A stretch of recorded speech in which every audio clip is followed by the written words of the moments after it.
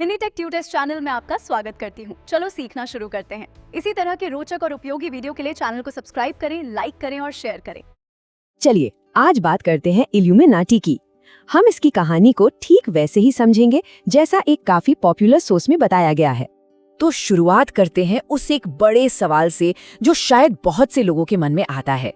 क्या सच में कोई सीक्रेट ग्रुप है जो पर्दे के पीछे से पूरी दुनिया को कंट्रोल कर रहा है? अब देखिए, कहा तो ये जाता है कि इस ग्रुप का न कोई हेडक्वार्टर है, न कोई चीफ और न ही कोई मेंबर। तो सवाल उठता है कि भाई ऐसा संगठन हो भी कैसे सकता है, और बस यही बात इसे और भी ज्यादा मिस्टीरियस बना देती है। तो चलिए इस रहस्यमयी दुनिया की परछाइयों में थोड़ा और गहरे उतरते हैं।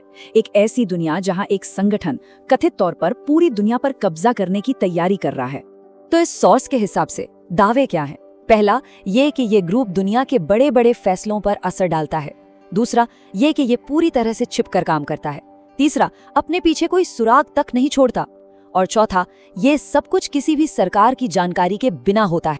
अच्छा, अब जरा टाइम में पीछे चलते हैं, देखते हैं कि इस पूरे रहस्य की जड़ें आखिर है कहाँ।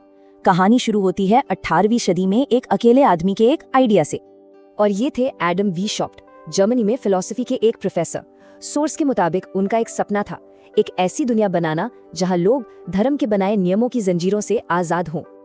और उनका ये आइडिया समझिए कि जंगल की आग की तरह फैल गया। सोचकर देखिए, 1 मई 1776 को जर्मनी के बवेरिया में सिर्फ 5 लोगों से ये ग्रुप शुरू हुआ था, और सिर्फ 1 साल के अंदर इसमें करीब 3000 मेंबर जुड़ गए थे। एक बड़ा आंदोलन बन गया था ये। तो सवाल ये है कि इस ग्रुप का नाम इल्यूमिनाटी ही क्यों पड़ा? देखिए, इल्यूमिनाटी एक लैटिन शब्द है।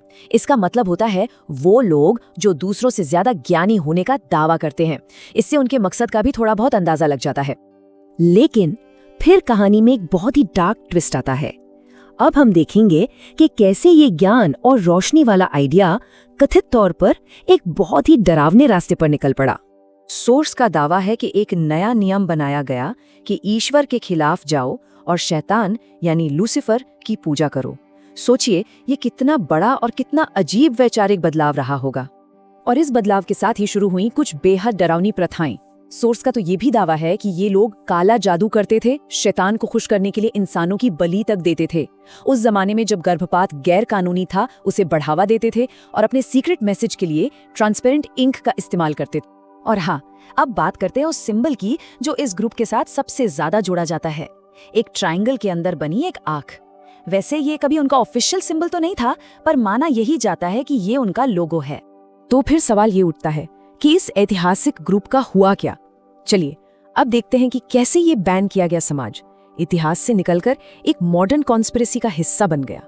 देखिए, इतिहास तो ये बताता है कि इस ग्रुप पर कार्रवाई हुई थी। 1779 में जर्मन सरकार ने इनके खिलाफ सख्त कदम उठाने शुरू कर दिए।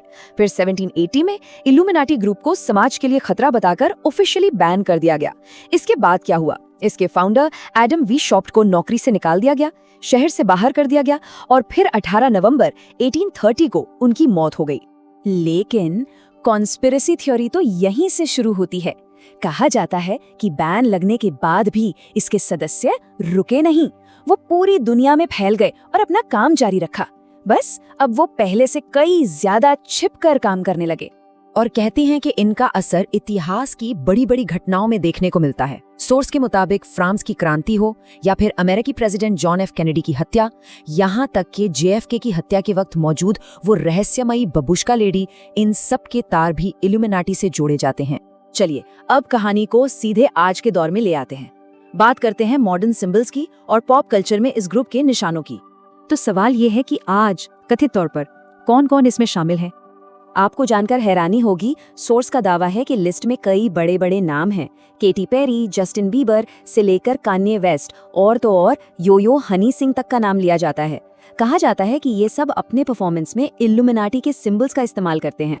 अब यहाँ एक बात साफ करना बहुत जरूरी है, हम सीधे सोर्स को ही कोट कर रहे हैं। हम ये दावा नहीं करते कि इल्यूमिनाटी ग्रुप मौजूद है, लेकिन आपको मीडिया और सोशल मीडिया पर इससे संबंधित कई लेख मिलेंगे।